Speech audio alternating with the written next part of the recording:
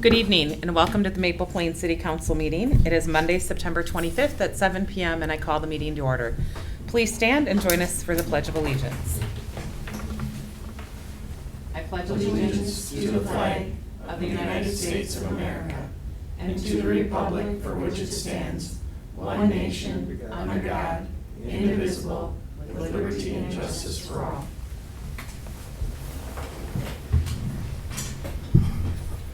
First item before us tonight is to adopt the agenda. I'll make that motion. Motion by Fay. Second. Second by Francis. Any further discussion? Hearing none, all in favor signify by saying aye. Aye. Aye. Opposed, same sign. Motion carries 5-0. Are there any visitors to be heard this evening? All right.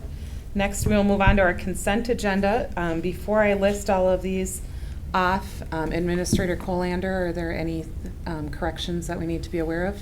Yes, thank you, Mayor. Workshop on the September 11th meeting, we changed the meeting from October 23rd to October 24th. In those minutes, I had put down that the workshop was at 5, or business meeting was at 7, but I didn't have anything in there for the workshop, so I have added that in there. Okay. Okay, so with that addition, we're looking for a motion to approve Resolution 230925-12, authorizing bank signatures, wage increase for office staff through December 2023, City Council meeting minutes from August 28th, 2023, August 28th, 2023 Council workshop, September 11th, 2023 workshop minutes, September 18th Council budget workshop minutes. Councilmember Fay. And D. And D, Veterans Memorial parking lot reservation for a Halloween event. Mayor, could I Thank you. pull September 11th meetings off the consent agenda? Yes. Okay, so we're looking for a motion to approve consent agenda letters A through D minus the September 11th workshop minutes.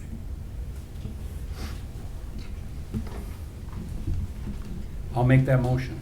I'll second that motion. Motion by Councilmember Fay, second by Councilmember Burek. Any further discussion? Hearing none, all in favor signify by saying aye. Aye. Aye. Opposed, same sign. Motion carries 5-0.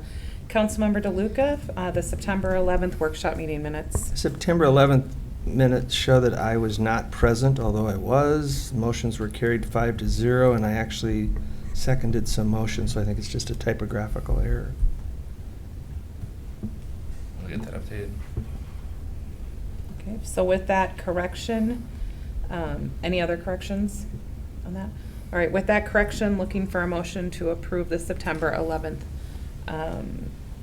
budget workshop meeting minutes. I'll make that motion. Motion by Francis, Second. second by DeLuca. Any further discussion?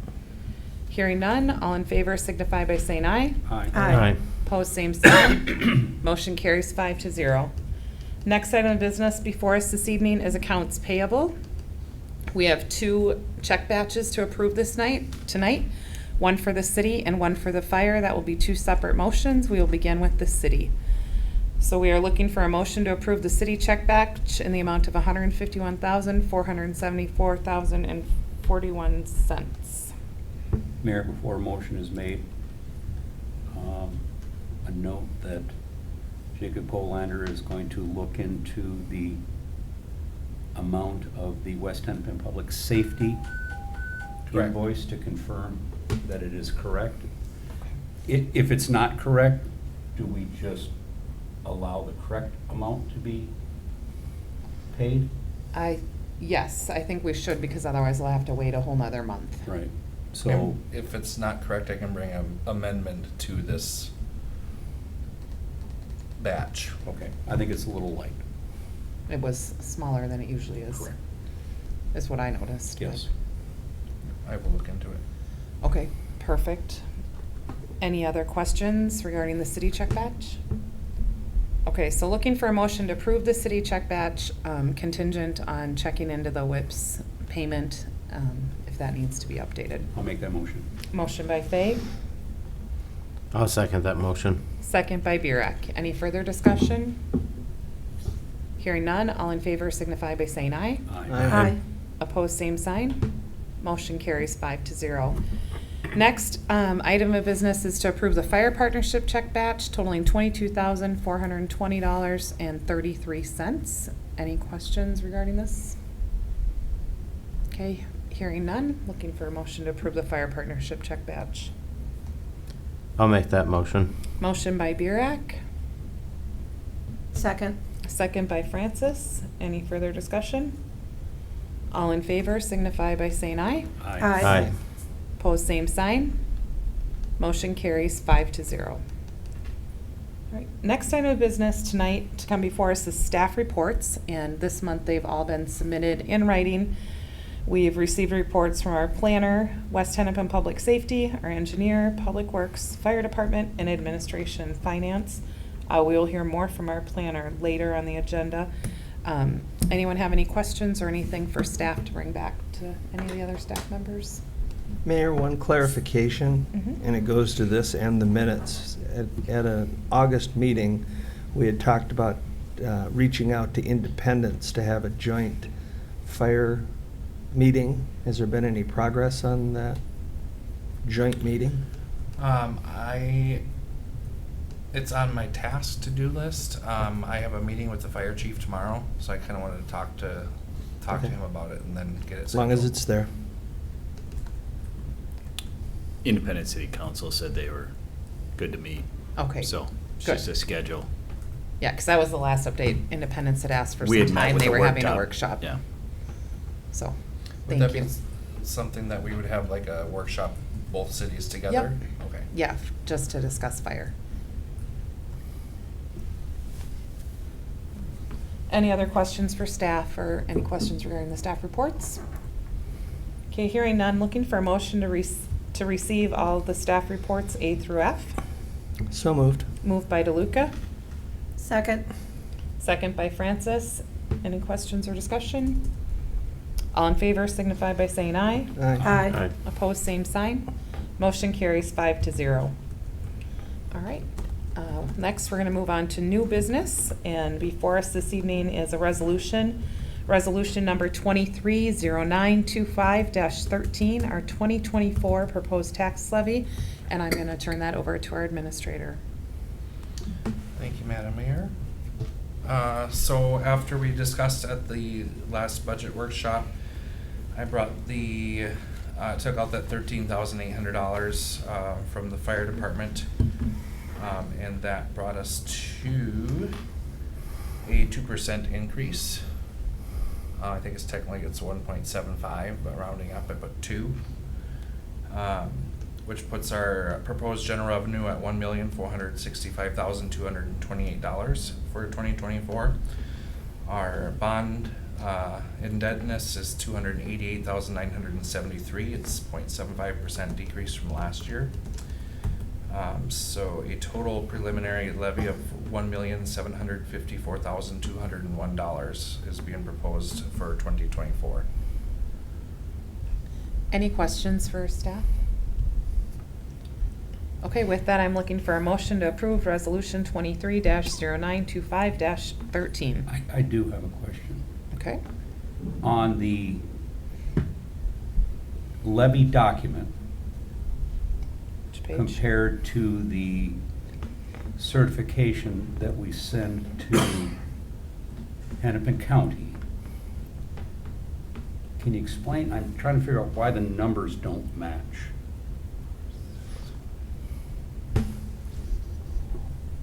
Which 2 pages are you looking at, Councilman? In the packet, that would be page 68 Mhm. and 70. Oh, 70. Well, that does not match. Yeah, the difference I believe is the The 13. $14,000. 14,000 Yeah, wasn't taken out on. I will update that. So the certification will be changed but the resolution will remain the same, is that correct? Okay. Correct.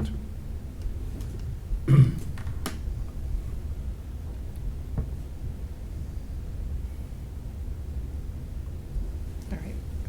Thank you for pointing that out, Councilmember Fay. With that, if you're looking for a motion, I'll make a motion to accept the proposed levy. Okay, motion by Councilmember Fay to approve resolution number 23-0925-12. 13. 13, it says 12 in the packet. It says I'll 13 on second the that agenda. motion. Second by Burek. All right, any further discussion or other questions? Hearing none, all in favor signify by aye. Aye. Opposed, same sign. The ayes have it, 5-0. Next item of business is the tree removal quotes, and I will turn that over to our administrator. Thank you, Madam Mayor. I basically asked Dylan to see what vendor he wanted to go with, or what one he thought would be the best. His recommendation was going with thank you, Osvig, because they've done work for us in the past and have done really good work.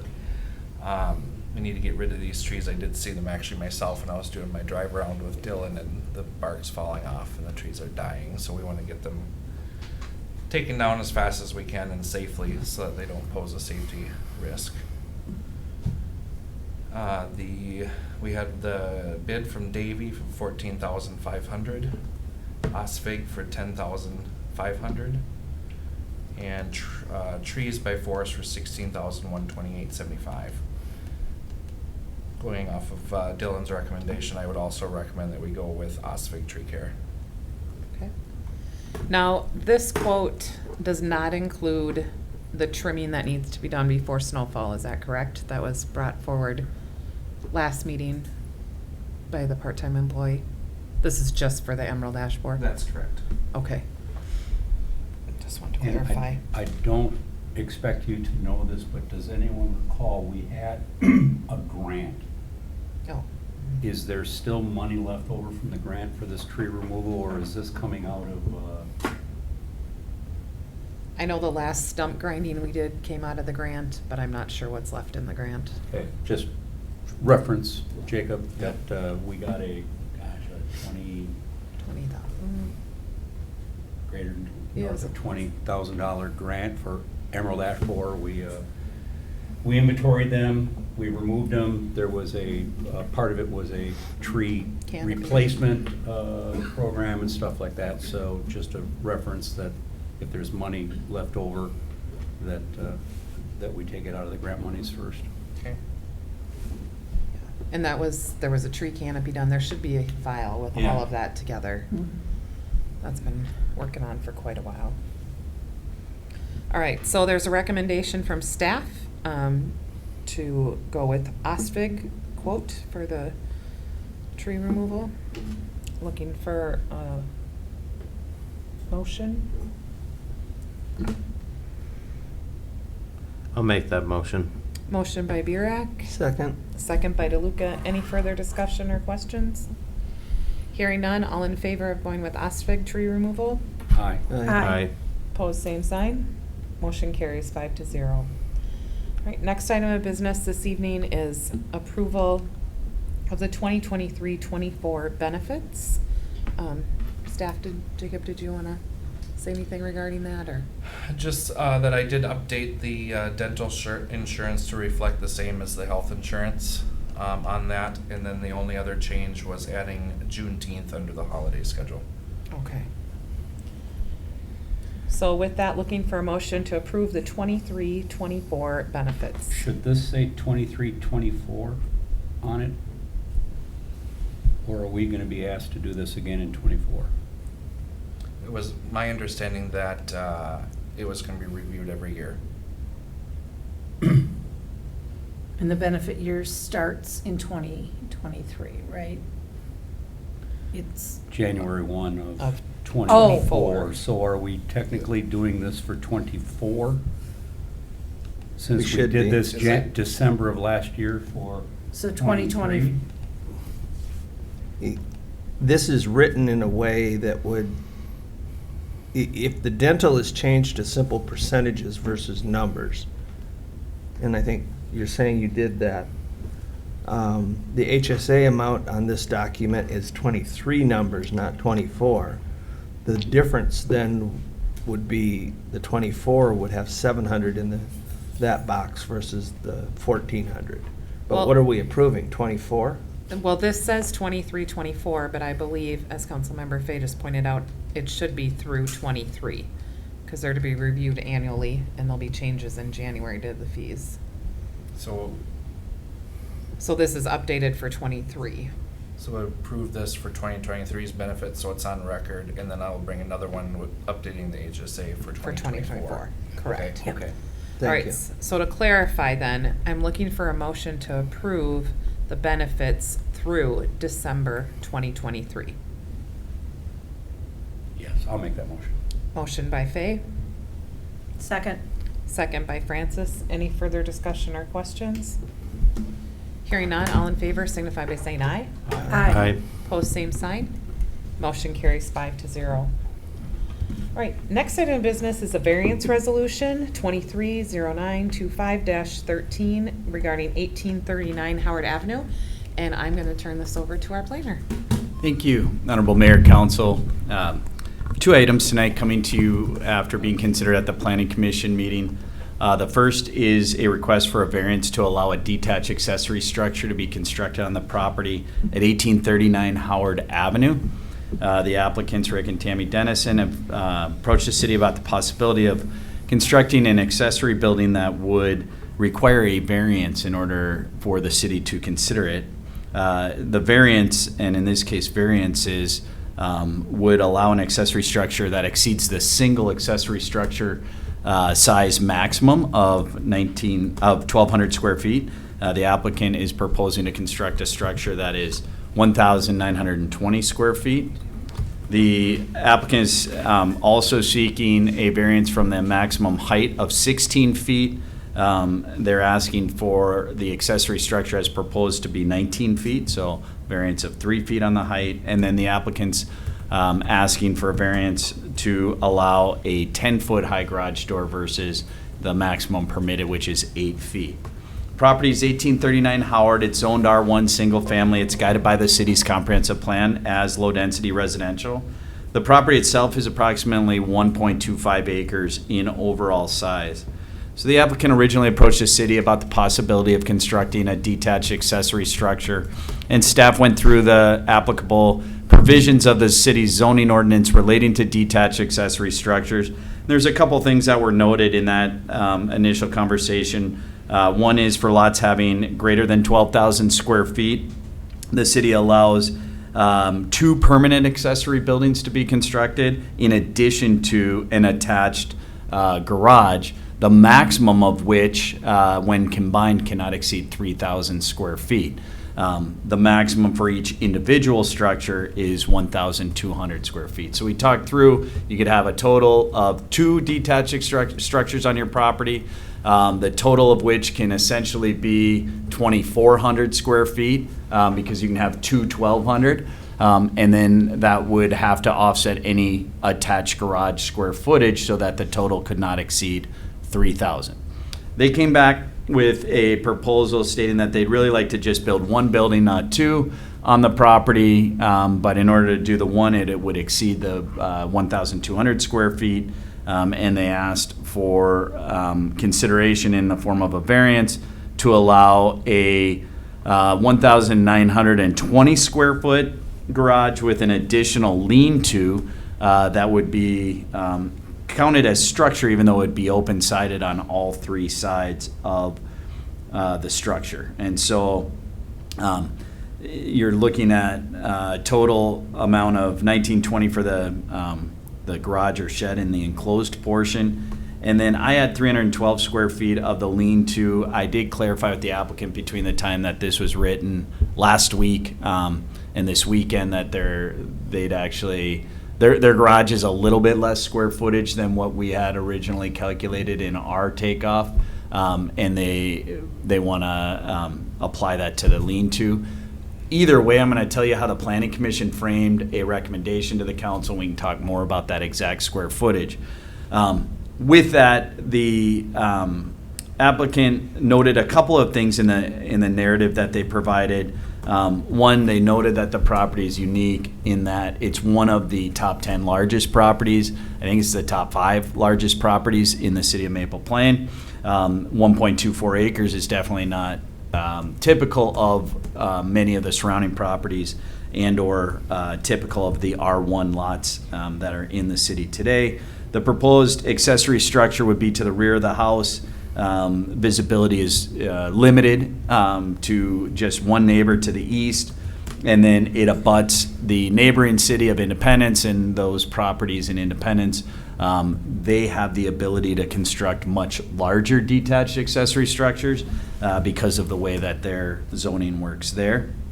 And then it was also noted that the applicant could construct up to 2,400 square feet in 2 structures, really side by side on the property, in addition to what they have for the attached garage square footage.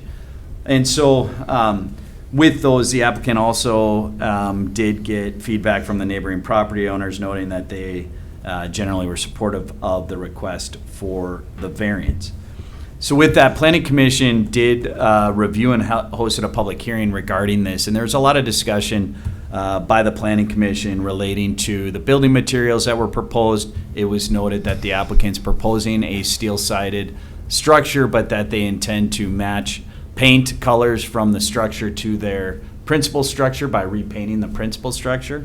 Planning commissioners noted the access to this would be from the east side of the property, and that the applicant would leave the grass that is kind of on the front side of the house, and then from the back side of the existing garage, which would be, if you can see my cursor, in this location here, right at that back corner, they would propose a gravel pathway that would give them kind of a hard surface going behind the house back to that shed.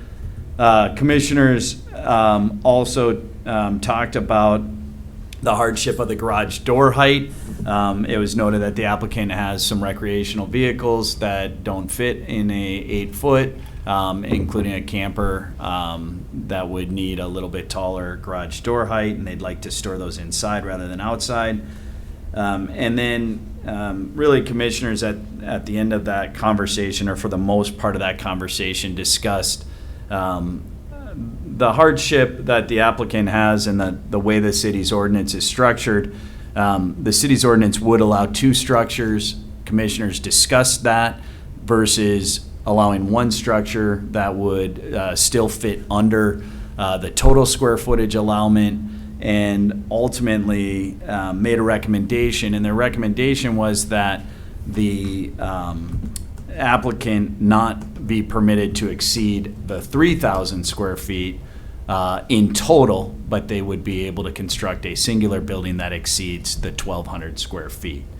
And so they framed it that the max square footage is not being exceeded on the property, but that the individual structure could exceed the maximum of a individual structure. And so with that, it really was stated that the applicant has to stay below the 3,000 or below threshold with the proposed detached accessory structure, any lean-to that would be counted towards the structure, square footage, and then the square footage of their attached garage space. Their attached garage space is just under 700 square feet, so if you'd subtract that, it really leaves them about 2,300 square feet that they have to work with, which is almost exactly what is shown on the plans in terms of the 1920 and then the lean-to. They are going to have to cut that lean-to back just a little bit on one side, not necessarily the width, but just how far along the side of the building it goes. And that's represented in the image that I put up on the screen, and really almost matches what was shown in the perspective, but you'd have to pull that lean-to back on one side of that building in order to get the square footage to go down and below the 3,000 square foot maximum. Commissioners did note the reason for the variance is really proportionality between the structure size and the height. And it was noted that if you were to build a 1,200 square foot building, you could get the height to work with a 412 type pitch on a structure, which really is what it comes down to. They noted this only 3 feet over the allowable structure height or maximum structure height, but really the maximum height that we set in the ordinance at 16 feet is relates to the 1,200 square foot building. So commissioners had a long discussion. They created some findings that are included in the staff report and in the resolution. They ultimately found that this property is unique because of its overall size. They found that the proposed building was located in a manner that adequately mitigated any impacts on the surrounding properties, and they did note that the city's ordinance would allow a larger structure on the property, but it would allow 2 structures to create that space, and they thought that the hardship that presented in terms of not just cost, but in terms of orientation and locating, and then having 2 separate structures versus 1 warranted the city considering a variance, and so they recommended approval of the requested variance so that the total square footage for all attached and detached accessory structures does not exceed 3,000 square feet. A 3-foot variance to allow the proposed accessory structure to have a maximum height of 19, and a 2-foot variance to allow the proposed accessory structure to have a 10-foot tall garage door height. With that, I'd be happy to answer any questions. Mark, so you're saying that without any dimensions, I'm just looking at the isometric renderings, you're saying that the lean-to will still go out, it just won't run the full 48 feet in order to stay within that 300? Yeah, and it will be cut back, and I would offer that really what we're saying is as long as we have the calculation and the plan shows that it's less than the 3,000 with the garage, we would allow that extra square footage. But what the applicant indicated to me is that the lean-to would be about 390 square feet. They would cut it back on one end to shorten it, not narrow the width any. Yep. And the applicants were okay with that and in agreement? That was their recommendation, to meet the 3,000 square feet. Okay, Mark, perfect. what was the discussion regarding hardship for the door height? There was a discussion that the applicant has recreational vehicles that they want to store inside. And Planning Commission had a kind of short discussion on it, but ultimately said we'd rather the vehicles go inside than be stored outside on the property, which we allow otherwise. And so in order to accommodate a trailer height, an RV, recreational vehicle in the building, they were okay with the 10-foot tall garage door. But you haven't answered the question, where's the hardship in that discussion? The hardship would be that it would be kind of common and customary that you would be able to put a personal recreational vehicle in a building on your property rather than have to store it off-site or on the property outside. So that In that other would words, be there's not a hardship created by the property of this, it's a convenience for the applicant. Right, and the hardship can be that the ordinance imposes conditions that are not able to be met under normal circumstances. And that's a finding you'd have to make, but you can find that the ordinance imposes some sort of a restriction that would form a hardship for a particular property owner. It doesn't just have to be the property itself has the hardship, but that meeting the standards could be part of the hardship.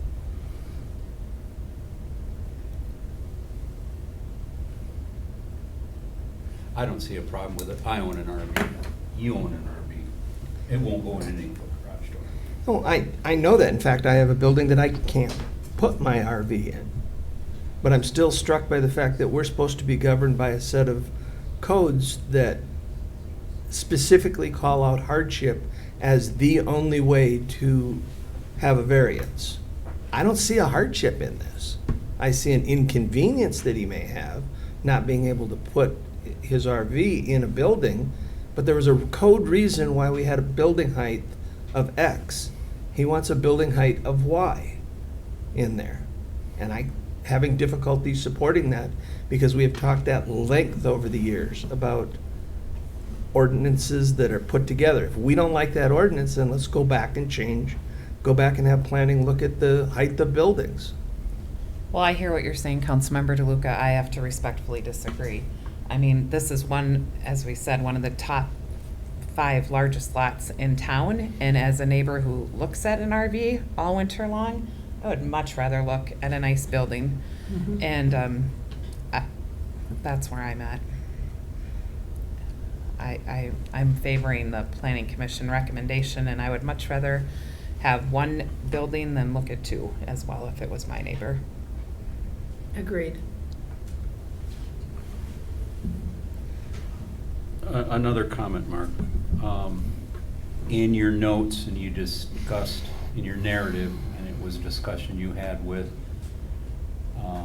planning, you said it's for personal use. There's going to be no rental component to this, no storage of equipment that doesn't belong to the applicant, et cetera, et cetera. It's for private, personal use? Yes. Okay. And that was the discussion too at the meeting. The Okay. applicant's nodding yes as well. And page 95 of the packet. Yes. In regards to the, is it 95, 96? Is that the additional considerations? I'm sorry, 96. Okay. The second paragraph. Access to the building may be from the existing driveway, yada, yada, yada. Note that there is 10-foot distance. The applicant is not proposing to add a paved driveway along the east side of the house until, is that just? Yeah, it should, that sentence, it cut off, until the fence, until the point of the rear property or the garage corner. So there is not going to be a paved driveway Correct. from the property line to the east side of the home, garage? Correct. Okay. Good questions and discussion?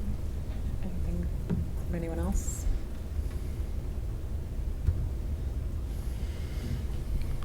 All right. Hearing none, then I am looking for a motion to approve variance resolution 23-0925-13, 1839 Howard Avenue. Madam Mayor? Yes. I'm sorry, this is actually 14, and the next one is gonna be 15. I've got it different in 3 different spots, I apologize. Okay. All right. My mistake. 14. All right, so let me restate that just so we're clear for the record. All right, so the variance resolution is for 1839 Howard Avenue. It is resolution number 23-0925-14. Looking for a motion? I'll make that motion. Motion by Francis, Second. second by Fay. Any further discussion or questions? I will be voting against this, and not because I think the applicant is putting up an inappropriate building. In fact, I'm fully supportive of the 2, looking at the 2. I think that was a reasonable solution to combine the square footage, appreciate that we're staying within the footprint. I'm just of the opinion that if we have an ordinance, we ought to be looking at that. And if this council feels strong that that particular height issue is not an issue, then we ought to be going back to Planning Commission and have them re-look at that and bring a recommendation back to us. Thank you for your feedback. All right, so we have a motion and a second. Any further discussion? Hearing none, all in favor signify by saying aye. Aye. Aye. Opposed, same sign. Aye. Motion carries 4-1. Thank you for your work on that. All right. Yeah. Next item to come before us tonight is another variance resolution, 23-0925-15, regarding 5370 Highway 12, and I'm going to turn that back over to our planner. Thank you, Honorable Mayor and Council. This is also an item that came before the Planning Commission at the last meeting. This request, just clarifying, it's a site plan review approval to allow a change in use of the existing commercial building located on the property at 5370 Highway 12. The applicant, in this case, the Owner Outcome Limited Partnership, has discussed improvements to this building previously. The city Planning Commission actually saw a potential reuse of a portion of this building at the end of last year. And following the withdrawal of that application by that particular applicant, the city went back to the owner and noted that it might make sense to try to put together kind of a master plan for this site that would show how the building could be broken down into smaller spaces, which is what we've heard is kind of the demand and market for this particular property, and then bring something back that we could consider on more of a holistic improvement level rather than kind of individual tenants as we go through. And so with that, the applicant has done just that. This particular property is zoned mixed use Bud Avenue. It's guided by the comprehensive plan as mixed use. It's about 13 acres in overall size. The building has historically been used as a warehouse building, most recently with a plastics molding company taking up and utilizing the office space on the south side of the building, as well as a couple of the bays inside of the building. The remainder of the building had been storage for quite some time. That particular user has now vacated the property. The city and council have heard a number of different kind of concept proposals over the last 2 to 3 years for this property and its reuse. Ultimately, what's before you tonight is consideration for a site plan that would break the building space down into 3 individual kind of user bays. And so on the plans that were submitted to the city, you can see that there are essentially within the building 3 spaces that they would break down. There's a south tenant warehouse. If I can blow this up so you can see it, it's pretty small. There we go. Which includes the office space on the south side of the building, and then the warehouse space directly to the north of that. There's 38,000 square feet of warehouse, 4,200 square feet of office. There's the middle tenant warehouse, which is approximately 60,000 square feet of just kind of unprogrammed space, warehouse. And then there's the north tenant space that has 34,000, again, unprogrammed warehouse. And so in talking to the applicant about how that building could be broken down, staff and the applicant looked at, could we put together a updated site plan that would include bituminous parking, removing all of the gravel and outdoor storage, along with the tanks that are currently existing up against the building, and creating some tenant spaces that could be further programmed by an individual tenant once that space is leased out. They could do tenant improvements, do interior improvements that would be required to go through building permit, and then we would have an opportunity with each tenant use to evaluate and review parking such that there would be some initial parking constructed with the initial improvements, and there would be proof of parking that we could utilize or tap into should any particular user push the overall amount of parking on site over what would be allowed, or what would be able to, or what would be on the site to provide for different types of uses. As council knows, the mixed-use Bud Avenue has a wide array of permitted uses, and those vary greatly in terms of their parking demands, especially when we're talking about such large unprogrammed spaces. When we're talking about multi-tenant office buildings, we can very narrowly hone in on a kind of parking demand that can serve the building regardless of how the space is broken down or utilized. When we're talking about multi-tenant retail spaces, we can do the same thing, because we're talking typically about smaller spaces that we can hone in on a kind of narrower parking band. But with large spaces like this and the wide array of uses that our ordinance allows in the mixed-use Bud Avenue, we think that there could be a variety of parking demands associated. If this just leases out as all kind of typical warehouse space with a little bit of office, maybe some manufacturing, packaging, things like that, then what's proposed in the initial parking sketch on the initial site plan which is around 50 parking spaces, would be adequate. Around 50 parking space on the backside plus the 27 space in the existing lot on the south side. That parking, that 80 spaces, would be adequate to support most typically warehouse office combination uses. If we were to see one of those tenant spaces programmed out as something not office warehouse or a more intensive either manufacturing, packaging, or recreational type use, you could see parking numbers and parking demand go up considerably. So we were trying to put together a site plan approval that would allow the applicant to go out and lease a space, make the improvements to the site day one, and not have to come back in each time a tenant space changes out or turns over, and allow some flexibility then within the types of uses. And so we programmed, we utilized a site plan scenario that shows parking being constructed along the east face of the building and some spaces on the very north edge. The entirety of that area being paved with a bituminous pavement. That area being then designed so that stormwater runoff is contained and treated on site with a stormwater pond down in the south east corner of the property. And then we've shown what I call kind of a proof of parking concept, where this particular parking lot, if it were constructed, could be striped with additional interior parking spaces that would still meet all applicable space requirements, and provide for the city an additional almost 70 spaces that could be tapped into should those spaces at some point in the future be needed by the applicant for any of the given uses. And so the additional spaces that we're showing combined with the 81 spaces, I think gives the city a really good base for the type of uses that we could consider on this.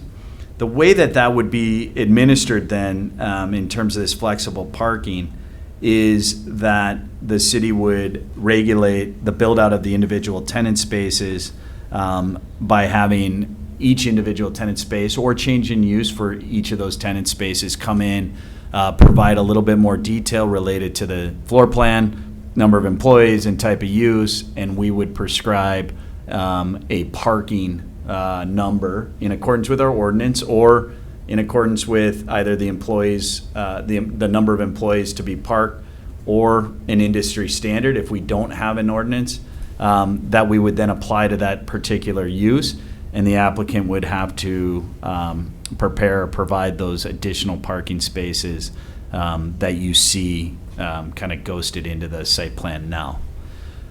So I can talk a little more about that concept of how that would work if we were to do that at some point. What I also want to just point out, the applicant's proposing to make the improvements up front to the parking lot. The applicant has also provided the city with a conceptual building elevation that just shows kind of a typical person door and location of loading dock doors that would be installed on the east face of this building to provide for each one of those now individual warehouse spaces.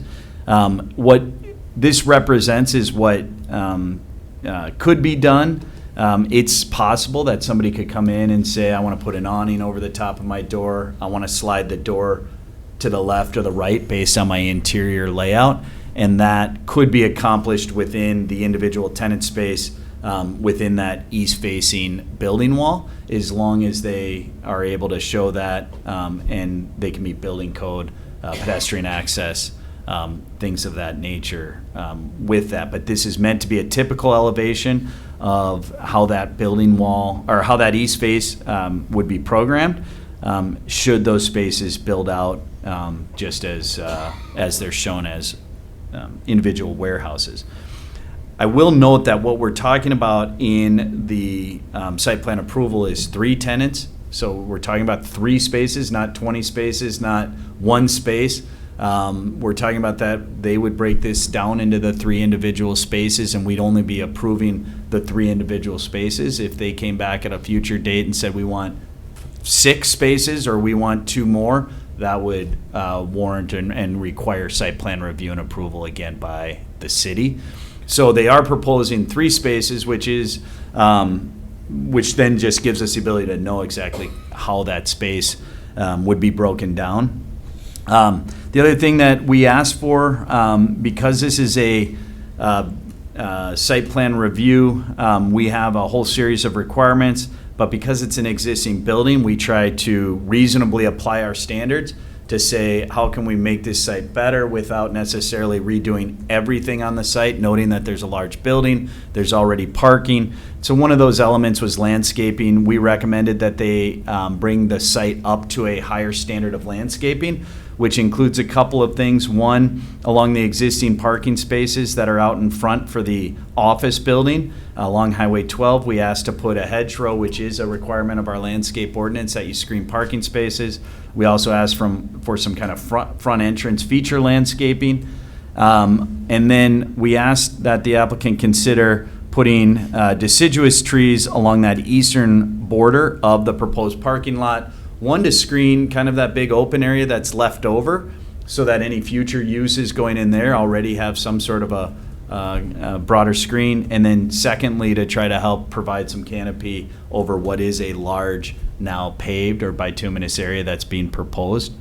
With this, they're also proposing to take out all of the existing gravel, as I noted earlier, that's on the site, and clean up that site and restore that back to just a grass area for now, with the exception of those areas that would have the basin, the stormwater basin. So, Planning Commission did review the plans. They had discussion on the plans. There was one there's one person that attended the public hearing. He leases the car leasing space next door, and just asked a question about stormwater. That was noted. Generally talked about between staff and the applicant's engineer that the city does have stormwater plans, but this site is also subject to Pioneer Sarah Creek, as well as our standards for stormwater. Commissioners asked a question about the loading docks, just noting that the proposed loading docks that would be going in are recessed loading docks, meaning they're going to go down so that a truck can pull in level with the floor of the existing building rather than building up a ramp inside. And that drainage on those is going to be mechanically, will require mechanical drainage, a pump. And they just asked some questions about that. The applicant's engineer noted that that is a detail that they can work with and have accommodated before, but really the reason is to get the docks down into that floor level. And then commissioners talked about the proof of parking concept and how that could work. They liked the concept of the proof of parking and thought it would be kind of a nice balance between having the applicant have to come back in anytime somebody comes in and wants to utilize this space, and having a little bit of a vetting process that the city can administratively review and approve for kind of day-to-day transactions. When these spaces turn over, a new tenant comes into these spaces. Planning Commission, they liked the initial parking layout that was being proposed, along with that proof of parking concept. Now, the proof of parking concept we discussed at Planning Commission, and they recommended that council review what it actually looked like. We discussed what it would look like and that it wouldn't change the footprint of the proposed parking area. And that's exactly what you see and has been now revised and proposed to the city, is that those interior spaces can meet the city's spatial standards for new parking spaces and can be implemented without any changes to the exterior footprint of that overall bituminous area. The only thing I'd note is, and we talked about it at Planning Commission, if one of those tenant bays requires additional parking, it's likely they're gonna not have the truck loading dock in all 3 of those bays. But in any case, there is a space that trucks could turn around in multiple places on the site plan. So if those parking spaces are required and the loading dock is required to be maintained, there's still opportunity to park one of the other kind of proof of parking areas. If we got to a point where somebody wanted all 3 loading docks and they needed all the spaces, we'd be in a position where we'd have to come back at a site plan, because at some point that it just won't work. And it's not meant that we would max parking necessarily out on this site. It's meant to give us some flexibility to add 10 spaces, 15 spaces, 12 spaces as needed for any individual use on this property. The city attorney reviewed that kind of proof of parking concept and prepared the language that is included in the staff report and the resolution relating to that. And so I'd be happy to answer any questions specifically on that or any of the details regarding the site plan. Mark, what if any conversations around signage was made? Yeah, so we asked the applicant if they wanted to bring in a sign package with this approval, and the answer was they're just not there yet.